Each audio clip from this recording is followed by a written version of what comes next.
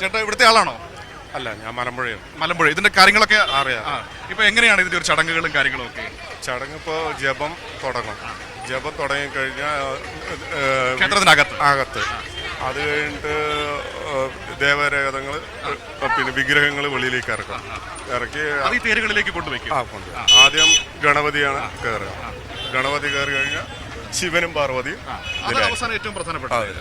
അതില് വള്ളി ദൈവാന സമത സുബ്രഹ്മണ്യേശ്വര. അതെടുത്ത് നമ്മള് മുഹൂർത്തമുണ്ട് 11 മണിക്കും 12 മണിക്കും ഇടയ്ക്ക്. ഈ 3 തേരും ആ സമയത്താണ്. അതെ. അപ്പോ ഈ 3 തേര്, ഈ തേര് കുണ്ടമ്പലത്തിൽ തേരാണ് 3 ദിവസം ഓടുക. മറ്റുള്ളത് ആ തേര് 2 ദിവസം. പിന്നെ ചാത്തപ്പുരം തേര് 1 ദിവസം ഓടി. അവസാന ദിവസം ഇവരെല്ലാരും കൂടെ സംഗമിക്കും. ശിവനെ കാണാനായി ഇവരൊക്കെ വരുന്നു. അതെ. അത് പിന്നെ വിഷ്ണു ശിവനുമായിട്ട് പിന്നെ അവര് ഈ മഹിഷിനെ വധിക്കാൻ വേണ്ടിയിട്ട് അതിൻ്റെ ഒരു ഇതുണ്ട്.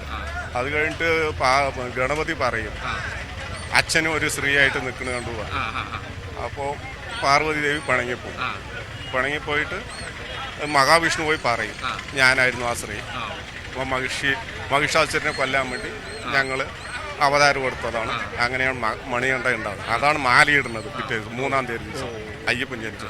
പാർവതി ദേവി പിണങ്ങിപ്പോകും. അപ്പോൾ മഹാവിഷ്ണു പോയിട്ട് പാർവതിൻ്റെ അടുത്ത് പറയും ഇങ്ങനെ ഞാനായിരുന്നു പറയും. അപ്പോഴാണ് പിണക്കം മാറിയിട്ട് തിരുവാതിരക്കാണ് പിന്നെ ഒന്നിക്കുന്നത് ശിവനും പാർവതി. അതാണ് ഈ തിരുക്കല്യാണം എന്ന് പറഞ്ഞ ചടങ്ങ്. അത് ഇപ്പൊ ഉണ്ട്. അതെ, തിരുവാതിരക്കാണ് ശരിക്കും പിണക്കം മാറിയിട്ട് ഒന്നാണ്. അപ്പൊ അങ്ങനെ ഇതെങ്ങനെ ഗ്രാമം മുഴുവൻ ധനുമാസത്തിലെ തിരുവാതിര. ഇത് ഗ്രാമം മുഴുവൻ ചുറ്റുപോ എങ്ങനെയാണ്? അതെ. ഇന്ന് പിന്നെ മന്തക്കര പോയിട്ട് ഗണപതി ക്ഷേത്രമാണല്ലേ? അതെ, അവിടെ പോയിട്ട് തിരിച്ചു വരും. തിരിച്ചു വന്ന് വലിയ കോവിൽക്കൽ ഇടം പറയും. അവിടെ നിൽക്കും. വലിയ കോവിൽക്കൽ ഇടം അച്ചമ്പടി പറയും. അവരാണ് ട്രസ്റ്റി. അവിടെ നിൽക്കും. പിന്നെ 2-ാം ദിവസം അവിടെ നിന്ന് എടുത്തിട്ട് ചാത്തപ്പുരം പോയിട്ട് ഗണപതിനെ കണ്ട് തൊഴുതിട്ട് കൃഷ്ണന്റെ അമ്പലത്തിൽ പഴയ കൽപ്പാത്തി അവിടെ നിൽക്കും.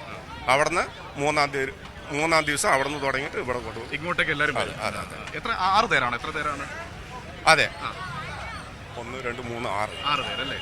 മന്തക്കര, ചാത്തപ്പുരം, കൃഷ്ണൻകോയിൽ എല്ലായിടത്തും കൂടി 6 തേര് ഇവിടെ വന്ന് എല്ലാവരും. ഇവിടെയാണോ ഈ ദേവരഥ സംഗമ ഭൂമി? അതെ. അന്ന് ഭയങ്കര ജനത്തിരക്കായിരിക്കും. അതെ. സത്യത്തിൽ ഈ കൽപ്പാത്തിയുടെ ഒരു വലിയൊരു നാടിന്റെ ഒരു ആഘോഷമാണ്. അതെ. നിങ്ങളൊക്കെ എല്ലാ വർഷവും വരാറുണ്ടോ? എന്താ പേരെന്താ? ബാബു. അപ്പോ സന്തോഷം കേട്ടോ, കാര്യങ്ങളൊക്കെ പറഞ്ഞു തന്നെ. എനിക്കറിയാം മനു. അതെ, സന്തോഷം.